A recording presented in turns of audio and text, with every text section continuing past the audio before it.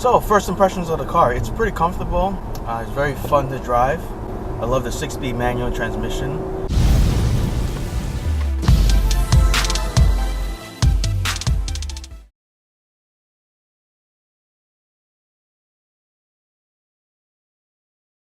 It's a sad thing that Acura no longer offers a car that features a manual transmission, but we'll rewind a few years back to the 4th generation TL, where you get an option to roll your own gears.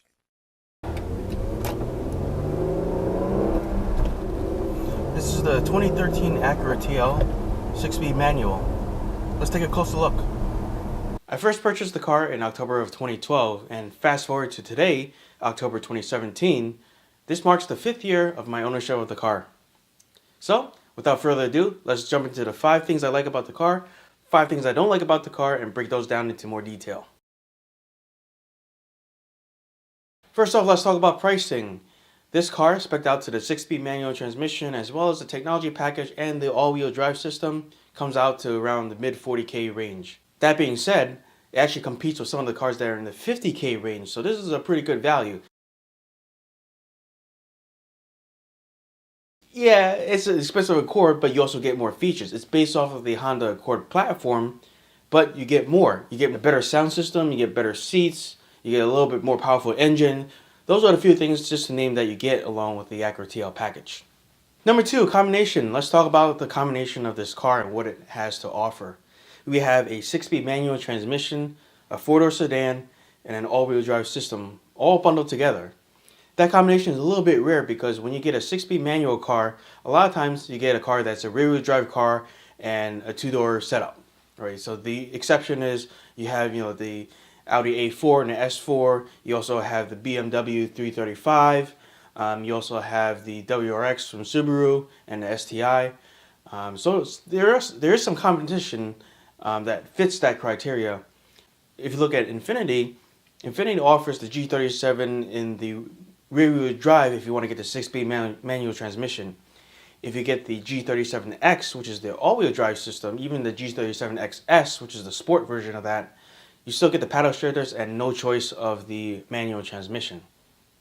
If you look at Lexus, they used to offer the manual transmission for the IS250, not the 350, but eventually they dropped the manual transmissions in those as well. Now, if you're comparing the Acura TL to the Honda Accord does offer a manual transmission. However, you're forced to get the inline-4 engine and not the V6 option. The V6 option only comes in an automatic transmission. The Honda Accord also doesn't offer all-wheel drive, which the Acura TL does. The 6-speed manual TLs comes with the technology package by default. The technology package gives you a whole bunch of buttons in the center console. Some people actually argue that there are too many buttons, but I disagree. I like the amount of buttons because it decreases the amount of menus you have to hop through just to get it to settings. And if you look at the center console, it's actually laid out pretty logically. To the sides, you have the ventilation system, you got the heating and cooling there. You have the navigation system in the middle, and then towards the top, you have your audio controls.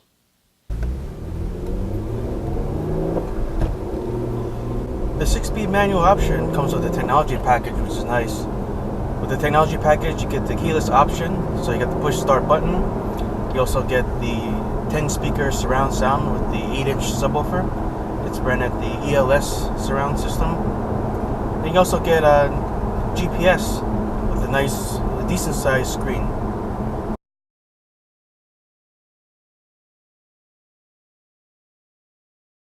One of the interesting things about the Acura TL is the back seats. The back seats do have headrests that collapses down so that you can see better through the back of the car, as the window is a little bit smaller due to the higher trunk and the larger C-pillars. Now, towards the front of the car, if you look at the infotainment system, the screen is surrounded by a hood. The hood actually keeps out some of the sunlight to make it easier to look at the data that's on the screen. Speaking of the infotainment system, as you're listening to music, if you have your GPS and the turn-by-turn direction, it'll actually lower your music just a little bit so that you can hear the directions clearly. Another thing that the Acura TL features is an 8-inch sub. The 8-inch subwoofer is built into the rear deck of the car, which minimizes the footprint in the trunk, as well as maximizing the performance. So instead of having a small subwoofer that's fitted underneath the front seats, for example, you have a bigger subwoofer, more area to produce better quality sound, but in a smaller package. The center console features a 12-volt power adapter that's built in. So if you're like me, you want to run dash cams but don't want to hardwire them into the car, you can run the wires in the A pillar as well as the C pillar all the way down into the floor and then come back up to the center console and hide your wires. Speaking of the infotainment system, that's number 4. I really like the way the Acura has set up. It's actually based off the Honda Accord infotainment system. When you look at your GPS settings, you can actually set it so that as you're driving, it will overlay the turn-by-turn directions on the side because the screen is large enough. If you were to have a small GPS unit that's, let's say, suction cupped to the windshield, you might not get that option because you have a smaller display. I feel like a lot of cars are 10 years behind in terms of the technology. With this car, it's a little bit better. It features a USB port that you can plug in a flash drive or an iPod that you can play music off of. However, this car does not feature Android Auto or Apple CarPlay. Now, while it's nice to have all the mobile integrations with the car, if your phone for some reason isn't charging or if you lose your phone, then your GPS that goes along with it kind of gets lost as well. You have that single point of failure. The way this car is set up, you have the more traditional independent GPS system that needs to be manually updated, but again, it functions independently of your phone. While your phone is nice with Google Maps, because with Google Maps you get the traffic and you also get the automatic updates. And so I think some cars will actually automatically update their internal GPS maps. But with the mobile integration, it's more of a convenience factor until it doesn't work. Then you run into lots of headaches. Number 5. This is a fun family car. It's not a Bugatti, it's not a Porsche, it's not a Koenigsegg.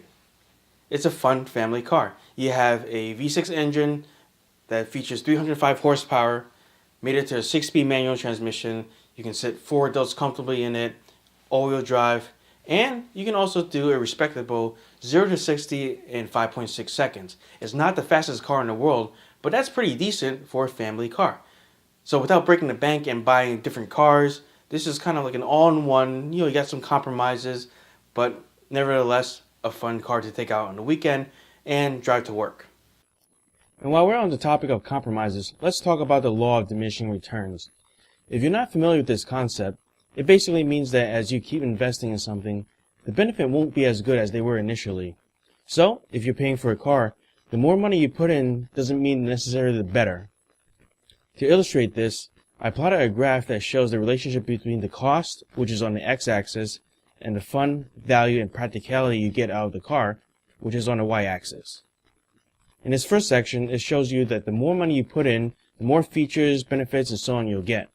Initially, that looks true, but the more you get, the more you have to pay, obviously. After a certain point, you'll find that the car is still affordable with the main features you want. This is the sweet spot you want to target. For me, the Acura TL falls into this category, but for someone else, it's going to be different. Different people may have different requirements. Beyond that, every extra little feature, whether it's a little bit more power, a little bit more technology, or some kind of decorative material, becomes exponentially more expensive. So if you're buying a high-end car, for example, you can go wild with this. Some companies allow you to pick the color of the stitching you want for the leather interior. So depending on how picky you are, how much you want to pay, that may be ridiculous for some people, but for other people who are really into the details, that may be worth it. So at this point, the fun, the value, the practicality may start to drop because someone may not want to drive the car because it might be a weekend-only car, or they're afraid that someone might scratch it or ding it or something might happen to it. So everyone's different. This is up to you to decide. Anyway, that's the law of diminishing returns in a nutshell. And that concludes part 1 of the video. If you're interested in seeing part 2, which covers the drawbacks of the Acura TL, be sure to click the thumbnail on the screen or click the link below in the video description. Thanks for watching, and we'll see you next time.